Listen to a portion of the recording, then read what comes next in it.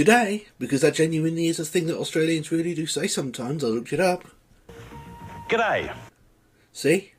And welcome to the Adelaide Oval, very roughly, for a special edition of The Hard Sell, the show where the stick in the swill-bucket rattles back. Last year, you might remember, if you bother to pay any attention to this programme at all, that I did a Have a break. episode based around an American commercial break from America. Well, I thought, why stop there? Let's go even further afield, to the absurdist satire of America we created on the other side of the world after the real one kicked us out. Advance Australia Fair.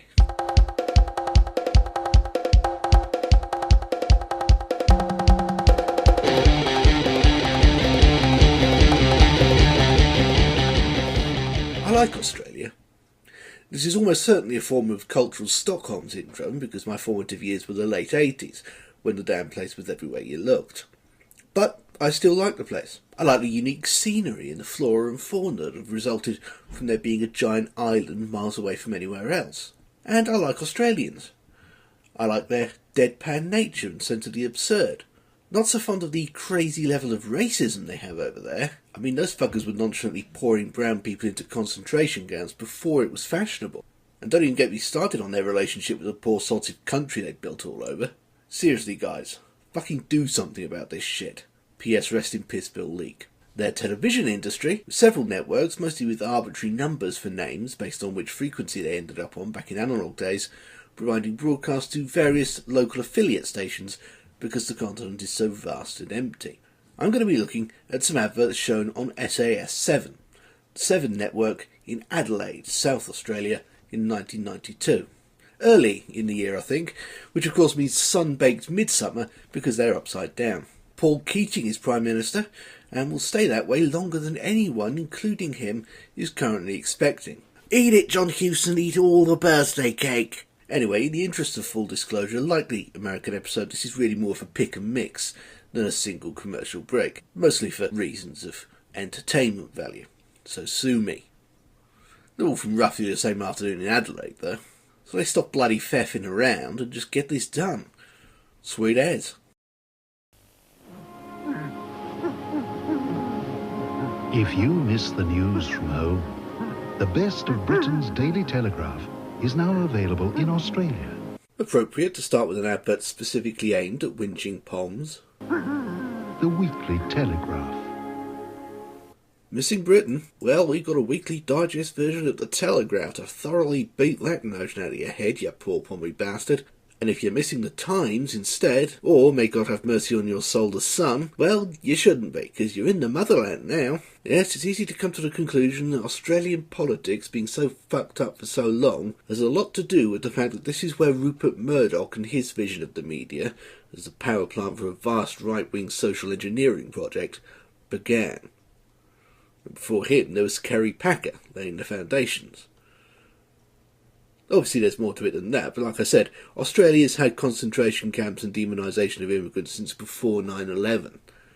They're the hipsters of modern racial dog whistling. It's hard to imagine Murdoch doesn't have anything to do with that. The Weekly Telegraph.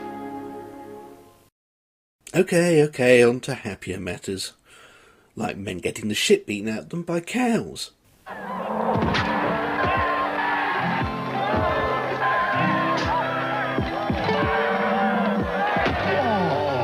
Australia has its own tradition of a rugged frontier, hard scrabble townships, outlaw gangs, native genocide and so on. But as I've discovered is common with Australian culture, in many ways it's a bit like a surrealistic parody of the American equivalent.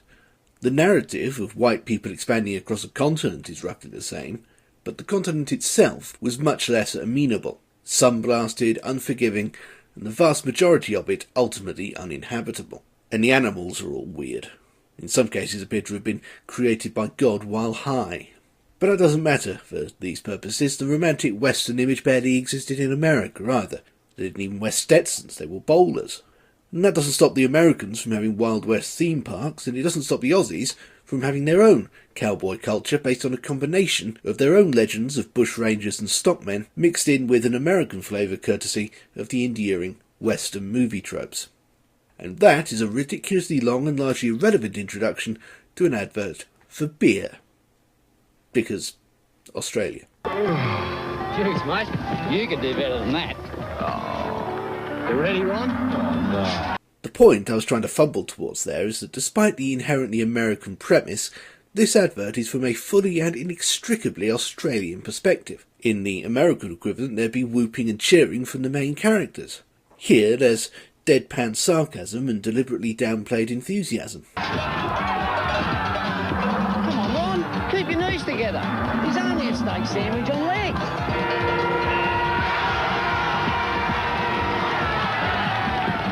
Well done, Ron. No dramas, just mild passive aggression. A legacy of the British, I think. Oh, that tastes great. Oh. As for the product itself, it's very much a local hero. And when I say local, I don't just mean Australian, I mean local to the part of the country this was taped in, the state of South Australia. West End is very much the tinny of choice down there, although this is actually West End Light, which is apparently piss. Light beers, I'm told, usually are. You know, mate, you look pretty good out there. Yeah, I know, but I reckon you could do better.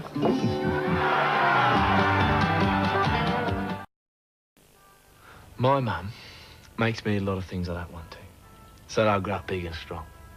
Here's another local hero, Andrew Jarman of the Adelaide Crows, tucking into a sandwich. But you don't have to force me to eat tip-top white high-five, because it's just like any other white bread, but it's got 60% more fibre, so it's better for me. Have you finished your lunch yet, Andrew? Yes, Mum.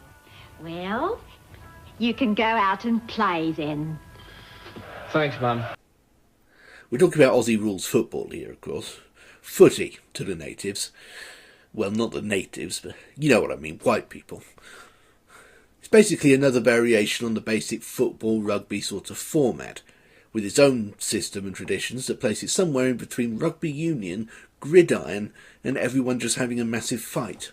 Meanwhile, tip-top is basically the Australian equivalent of Hovis, or more accurately Kingsmill, since they're owned by the same company. And they would appear to have a long-standing association with footy in the AFL, especially with the white hi-fi brand, and especially in the early 90s, when footy stars were being force-fed delicious high-fibre sandwiches by the barrelful. Everyone loves tip-top white high five. It's the footy bread. Now they've put oat fibre in, it tastes even better. Watch out, kids. With all that oat fibre in it, the grown-ups are going crazy for it. So don't let them pinch your tip-top white high five sandwiches. Can we have our footy bread back, please? Good on you, Mum. Good on you, Mum. Tip-top's the one. Good on you.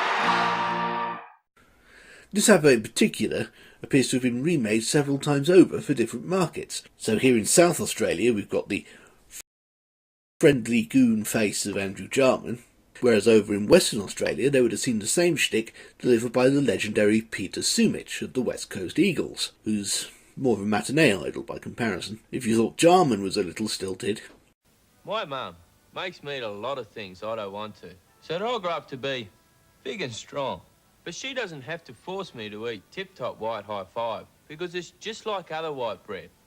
But it's got 60% more fibre, so it's better for me. Have you finished your lunch yet, Peter? Yes, Mum. Well, you can go out and play then. Thanks, Mum. Hey, his job is kicking a ball, not delivering a piece to camera, and he's bloody good at it, so you get off his back.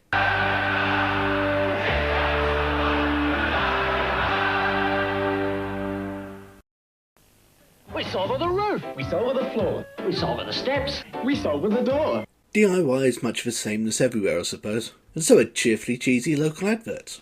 We saw over the ceiling. We saw over the walls. With this one here, it's no trouble at all. Solve your painting problems at a Solver Decorator Centre. Apart from the accents and the blazing sunshine, this could easily have been filmed down the road from me. Tiverton, say. There's even a bunch of places at the end named after parts of Devon. Like Devon, for example. The timing's interesting, though. Up until 1992, Solver was exactly what this advert made it seem, a cheerful, family-owned South Australian business making and selling paints. Then, I'm guessing a few months after this was filmed, the family sold it to the Wattle Company, the Australian equivalent of Dulux. The adverts probably became a lot slicker and higher budgeted, but I doubt they were ever as endearing as they were with Junior Senior here. Solve your painting problems at a Solver Decorator Centre. Beautiful, mate. Problem solved. Well, Kellogg's cornflakes, I've eaten them since I was a kid, and so have my parents and my children, my grandchildren. It's pretty good tuck. Now this one is, oddly enough, perhaps the most alien of all the Australian adverts I've seen. A depressed-sounding Australian in his 60s mumbles about Kellogg's cornflakes and how they're pretty good and he likes eating them. Good stuff. I think Kellogg's cornflakes is about the best breakfast cereal you can get. I'll give you one thing, the experience of listening to him is not entirely unlike a sort of oral equivalent to eating a bowl of Kellogg's cornflakes, only without sugar. Or milk. It seems to start you off well through the day, a fair bit of substance and that in it. And how many people did they interview before deciding that this was the guy to go with? And who? A dead accountant, Richie Benno in a chemical coma, and John Howard? I think it's pretty hard to toss. Smash got to be the best product around. Kellogg's cornflakes, because the simple things in life are often the best. Look at him staring into the middle distance. He doesn't care about cornflakes. He's back in Footy, where he saw things that will stay with him forever. Things that make even Frosties turn to ashes in his mouth.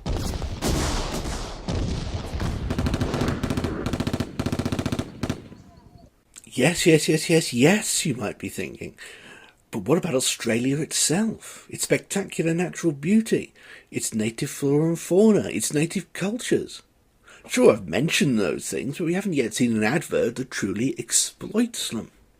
Well, the best product for that sort of thing is a car, or at the very least something car-related.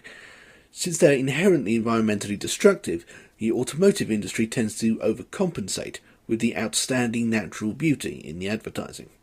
And Australia has plenty of that. To develop the most advanced four-wheel drive in the world, we tested it in the most rugged country on earth. The sun-blasted outback, for example.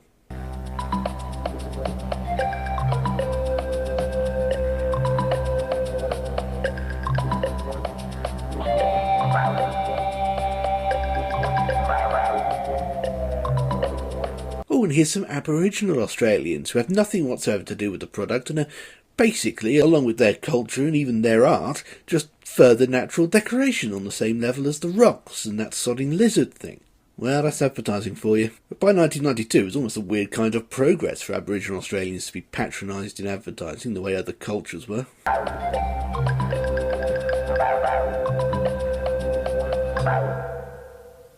Mitsubishi, as you can tell, was going for a high-class image at the time. Nature shots, cultural appropriation, artistic flourishes like projecting the slogan on Uluru at the end there. Even down to simple details like having the slogan in wide-kerned ligature-sporting lowercase serif font, with a full stop at the end. I was doing it subliminally, but it's still shouting sophistication at you. Yes, this was a company determined to give the impression of being sleek and high-class. The car for the bogan of distinction. Toyota, on the other hand, don't seem to have that problem. If you've been to Chicken before, leap now! Toyota dealers have fully imported Camry V6s to clear urgently, with keen prices, generous trade-ins and free extras worth thousands. Free air conditioning and free extra care. The factory-back 4-year extended warranty. It's the leap year sale. You can save a heap. Toyota's doing deals that'll make you want to leap. Fully imported Toyotas to clear. Leap to it. Everybody's jumping. Oh, what a feeling! Toyota. I have remarkably little to say about this, really. It's kind of admirable in its willingness to throw just about anything it can think of at the screen to make you look. A tiny and, in all honesty, barely comprehensible chicken pun leads to a man in a chicken suit running around through the duration of the advert for no apparent reason. Then this Jeff Capes type figure tears through some paper because it's visually interesting. For all I know, he really is the Australian equivalent of Jeff Capes. He's barely on screen long enough to register either way. And then they remember it's about a leap year sale, so they make jumping around into the motif by way of a pun. And then it stops. I have no idea whether it makes it more likely that people will buy a Toyota instead of a Mitsubishi, but while I've seen plenty of Majesty of Nature type car adverts just like the Mitsubishi one, The basic form is still popular today. I've never seen the chicken, a crash test dummy, a shake, Jeff Capes and the concept of leaping like Superman all thrown into the same vat in an attempt to sell anything. Not even Chicken Tonight. This is the effect of prolonged exposure to extreme heat on white people. Fully imported Toyotas to clear. Leap to it. Everybody's jumping. Oh, what a feeling. Toyota. There are more, many more, and a lot of them have a similar feeling. Like British adverts with heat stroke. In many ways, Australia is what happens when British people go mental from the sun. And their advertising, particularly on a local level, is decidedly similar to ours in its tone and in what I'm going to have to call its semiotic grammar, because I can't think of a less pretentious term. Except with a unique touch of madness that comes from being hot, vast, empty and isolated. In those respects, it's what hard Brexiteers aspire to for Britain. Maybe we could form a compromise. The likes of Rees, Mogg, Farage and Gove can have the emptiness, isolation and depressingly high levels of racism. And we can have the weather, the deadpan irony and the cool animals and landscape. We'll even throw in the Weekly Telegraph so they've got something to tell them they made the right decision over and over again. We could solve a lot of problems at a single stroke.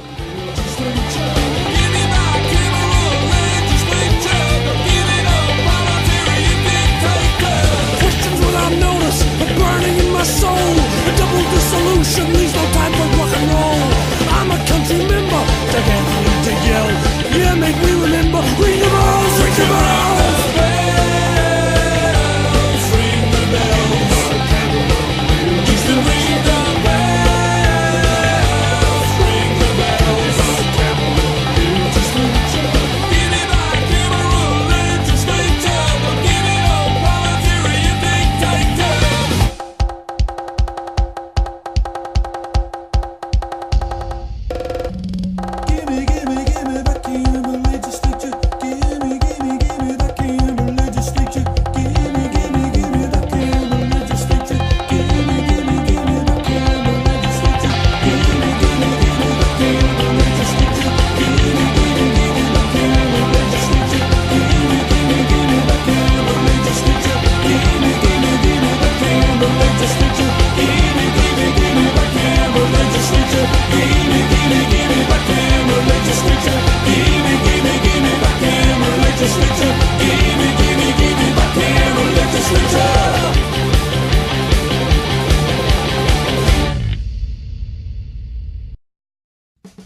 Hey you lovely people, thank you for watching. Do you want to see these things a week before anyone else?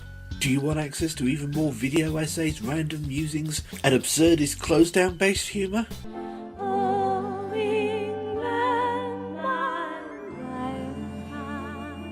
Do you want to read and help shape my new book about the history of the British Broadcasting Corporation? Do you want me to continue to have food and shelter?